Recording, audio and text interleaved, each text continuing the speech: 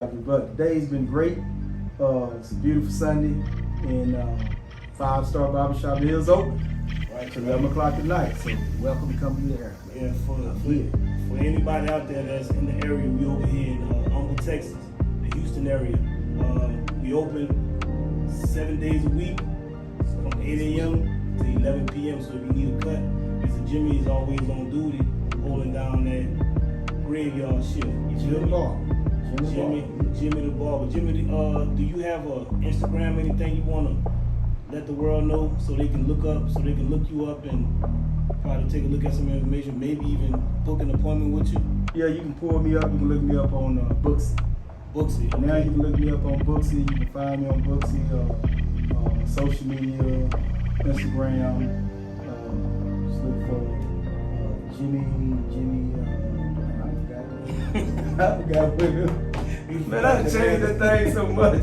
You know, Yeah. I changed so much, so I'm gonna have to work on that, man. Make sure I have that on the site. Yeah. Well, I ain't mean to put you on the spot, you know, but like I said, we totally unscripted. We have a few things that we talked about, so we totally unscripted for anybody that want to know. Mr. Jimmy, I got a question for you. I wanted to know, give the people a little background on yourself. What made you decide to get into barbering?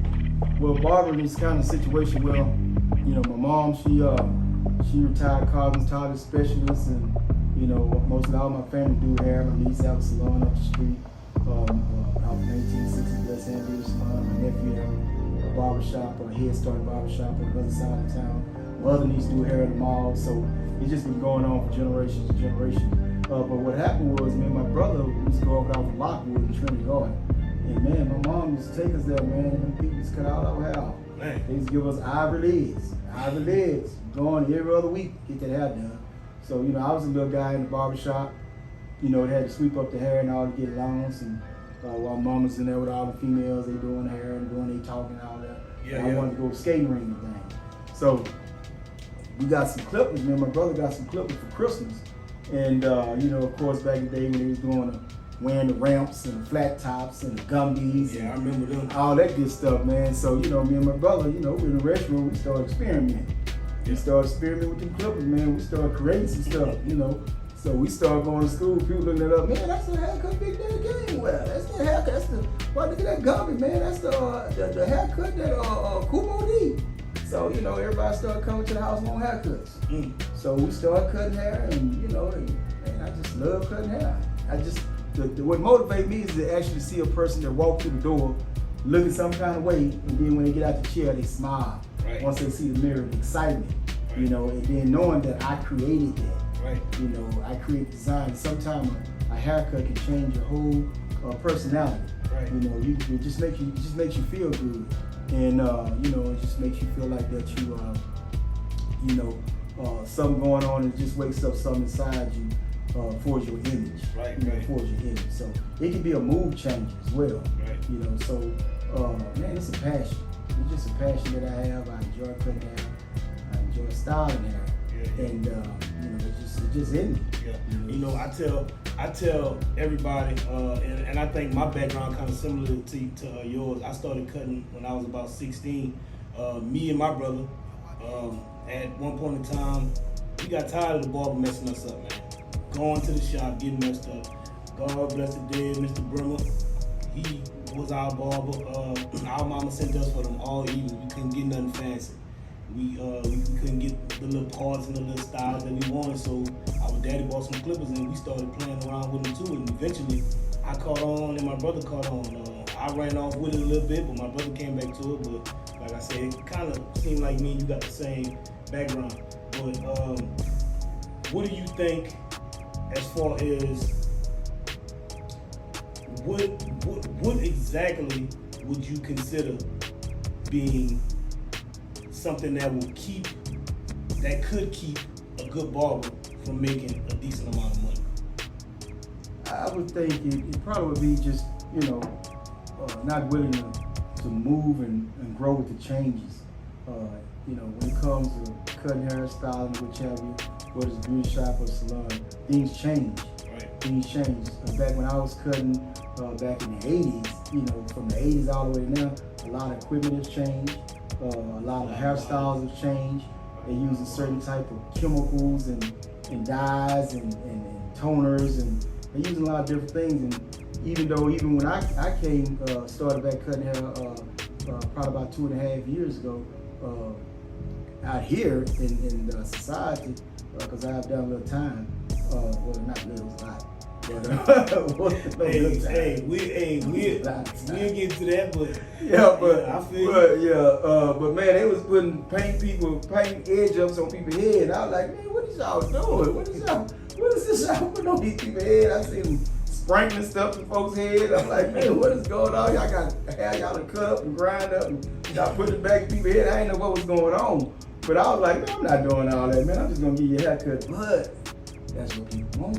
I ain't gonna say everybody, but the youngsters today, that's what they like, that's what they put in their head. So of course today I've been shopping for me some. I've been trying to go get me some because hey, that's what they want. So you gotta be willing and ready to make adjustments at any time, when things change. Yeah, I think yesterday, I was talking to the students at the school, over at the school that me and you teach at 5-star Elite Phase Barber College. The times have changed and everybody want it. Everybody want that fighter. I was just like you. I didn't want to do it. I talked trash to the barbers who did it. Man, I made fun of it until I had to sit back and look at the amount of money that it was bringing. Right. So I'm like, you know what? I'm gonna jump on a bandwagon too. Even though to this day I still don't respect. Right. I don't respect it, but I understand it because there's people out there that want it and it's a market for it. So it's something good for us to always. Yeah, it's something good for us because products is something that most barbers never thought about selling. Like when I was young, and we'll get into something that you kind of touched on earlier. We all made a lot of mistakes. So being young, I learned how to hustle. I learned how to make $1 out of 15 cents. So taking that same mentality and coming into the barber industry and making it something legal and making it something that's profitable, man, I can wake up every day and do this. Right. I could take every idea that I see. I'm gonna bite off ideas too. I'm not gonna sit here and say I'm the smartest individual in the world, but I'm on social media stealing game every day. So maybe what you said when you said you biting, you gonna basically steal other people's style. I'm stealing people's techniques and I'm stealing techniques. I'm stealing style. There's one barber that I've been following since I first started cutting. His name is Bones the Goat. If he hear this podcast, then he'll know. I used to be in competition with this man and he didn't even know. I used to wake up, I used to go to his page and I used to look at his work and I used to try to replicate or do better than the work that I saw on his page. I was beefing with him. What I'm saying? I was trying to beef with this man and didn't never know him, but it was my motivation that got me to the point to where, where I'm at today with cutting hair. And to this day, I still watch him. Now, there's some other barbers that I watch as well, as far like 360 Jeezy, Smash. I watch Smash the Legend from time to time, but Bones the Goat was my inspiration for blending and putting real sharp hairlines on folks. So once I learned that, money started coming. It started feeling easy for me. Now working in the barbershop. How long have you worked in the barbershop? In the barbershop, man, I've been out. It's been about let's say about 26 years. Okay. Because all my time is doing hair. I did cut hair in the house, I cut hair in the garage, and cut hair at other people's houses. Yeah. Before I was in the shop, it's been like 26, 27 years. Was it ever any point in time you cutting hair that you felt like you were tired of cutting hair?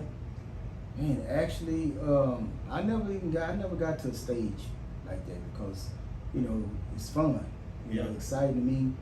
I love a challenge. I used to tell anybody, even when I was in school, man, anything that's complicated, especially straight hair, bring it to me. Bring it to me. I don't want no easy haircuts. I want to actually challenge my skills. I want to challenge my techniques. I want to go exceed and beyond the expectations. When the person say, I just want this, I want that. I'm gonna give you exactly what you want, but I'm gonna take it to a whole nother level. That's what I like to do. So, no, man, I never even considered fact, you know, stop doing hair because, like I say, it don't even seem like a job. Not a job. Sometimes I feel like, it's a job. Yeah, I mean, it's a job, but it's like when you love it like we do, right. It's just our life. Right. You know, exactly. we can eat, sleep, and shit this all day long. Right. Like my wife get tired of me talking about the barbershop. I want to get these clippers. Sometimes she just tell me, hey man, can you just come home? We can talk about something else. And I'll be like, all right, I'm gonna make. My wife be looking at me crazy sometimes. She be looking at you sometimes. She be looking at me crazy. She be like, okay. You know, they mean well, but they don't understand. You know, if they love it the way we love it, everybody got a passion for something. You know, and but I'm thankful that this industry, that I got into this industry, because this industry has taken care of me and my family for the last 20 years. And I'm thankful for all the connections and people that I've met. It really was a blessing to get you here. Recently losing my lead instructor to a different position.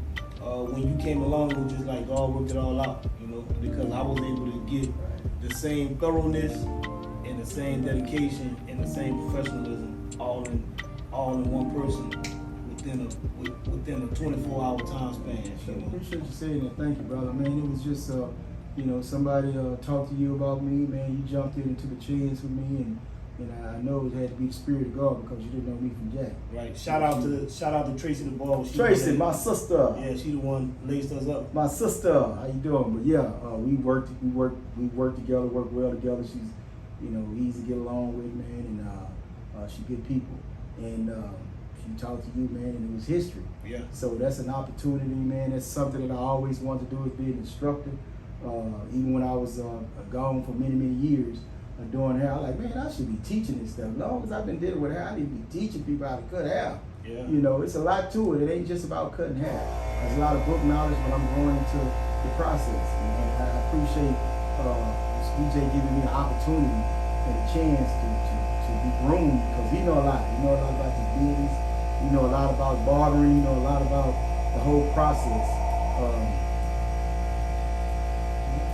Answer that phone. I didn't get that phone because that might be big. It's always some money. Excuse me. It's last thing I wanted to go with you before we get off was working in the barbershop. You said between 28 and 30. I've seen some crazy stuff happen up in the barbershop. I've seen people whooped on. I've seen clients come in and whoop on their husband. I've seen kids run away from home to come up here to the barbershop. You know, during, I think it was Hurricane Ike. I think it was Ike that hit Houston. It was a bad hurricane.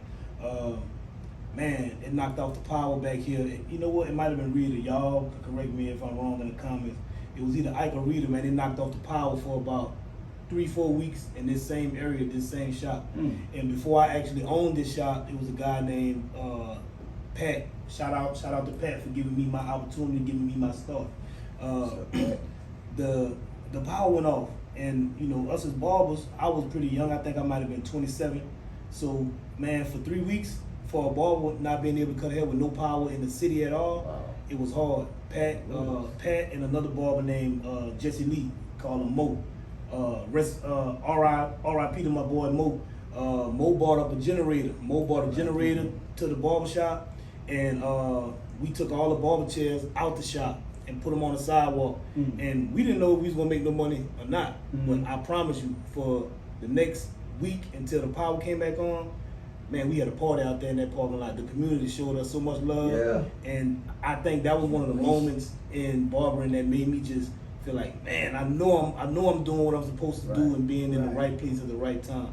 Outside the box. Thinking outside the box. Do that in this business. So you working in the shop for all them years, is there anything you seen that was odd or funny or crazy or something that kind of made you know, gave you the understanding and say like, you know what, this is where I'm supposed to be, this is what I'm supposed to be doing? Well, I've seen some things. I've seen some good things, I've seen some bad things.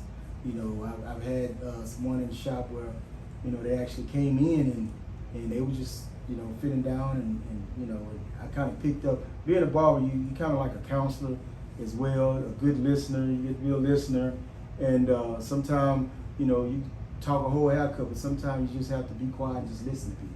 Right. And this guy come in and he just needed to talk. he needed to talk. And he was saying, she was sharing about some things that he was dealing with. He was going through, I won't be specific, but he was going through some heart breaking things. And I listened to him. And I was able to just share some experiences and share some spiritual things with him as well. And he said, man, don't you know that I was preparing myself to leave this earth? Wow. He said, man, I came here literally, man, to make sure I'm groomed. And man, I'm just tired of living, man. I'm going through too much. I'm dealing with too much, and I just want to quit. Wow. You know, so man, we got on the subject of, you know, it's easy to quit, it's easy to give up, you know, but if you have God hands on you, you know, He can give you that extra win and take you that extra mile. And that's what we was talking about. We was talking about, I don't care how long you've been incarcerated or what you have lost in life, or whichever, you can always bounce back. Hit the reset button and start over. So after he got up out the chair, man, the brother was like, man, you just don't know, brother. I needed to come by here, man. I needed to hear what you had to say, and I needed to get this out my chest. And man, I thank God I was comfortable enough to talk to you about it and share what I was dealing with. He said, man, I got a whole nother sense of direction on what I need to do. So I just need to focus. He said, man, I just need to focus, man, and understand that I'm not the only one that go through stuff. Man. It ain't just me. Yeah. You know, the whole time I was going through stuff, but guess what? That's just living life on life terms. Right. Living life on life terms. Also, you know, another thing I've seen people come in still a haircut. Oh yeah. I mean, just literally still a haircut, man. Yeah. Yeah. At the time, those be kind of hard to swallow, but when it's all said and done, it'd be pretty funny because I've had them come through again. I've actually been jacked before. Right. I've recently been jacked, you know, and I don't look at it. I used to get angry, but I look at it like, well, you know, that guy must have needed that more than what I needed that money, you know. Man, I sit there and watch one of my coworkers. I don't know if he'll be listening with you, but the lady came through and she was just acting fidgety. She said she needed to go out and get the money. She didn't get the money, and you know, son was gonna stay up in there, but she came back and said, "Come on, let's go get the money." So just so happens, the barber walked outside. She took off. Oh, She right? took off. No, man, she was in the car. She took off down 1960. He jumped in the car and chased her. Damn. Chased her all down 1960, swerving and swerving through cars and all. Too much I was telling him, man, that's dangerous, bro. I said, brother, that's dangerous, man. What if the police had got behind y'all would have had a wreck, man. Did he end up getting the money? He about, yeah, he stopped it. Wow. He pulled up on. She said, I really wasn't trying to get away from you, but I was trying to get to the ATM. He said, yeah, you was trying to get my money. But and the thing about it, she had the money. She had the money in her She pocket. had the money. She That's just cool. wanted to, you know, so things happen. Yeah. Yeah, I wouldn't have did no. I wouldn't have went that route. I just, you know, okay, well. Nah. Yeah. Well, you know, when I was younger, I had a bad attitude when it comes to stuff like that. But now, man, I look at it as like, man, there's too much going on out here to get caught up in anything. Right. Hey, man, if you run up out of here and I don't catch you by the coat, by the damn collar, God bless you, man. You got me on that one, cause I damn sure ain't gonna rip and run behind you. Karma Karma will catch up with you. Always catch him. Always catch Karma him. will catch up with you. Yes, sir. Okay, so look, Mr. Jimmy, I appreciate your time, man, because Sir. I know you got better things you could be doing than sitting here talking to me Sir. on this podcast that I'm trying to get off the ground. But I appreciate you because I had came in knowing that I was gonna have a good setup and I knew I was gonna have a good session. I just didn't realize who I was gonna have that session with. But God put people in place at specific times for specific reasons. So I appreciate you. And there it is. And there it is. There it is. Live from 5-Star Elite. If you're in the area, y'all stop by and y'all see us. Thank you for your time. See you next time on Straight Facts Podcast. Bow.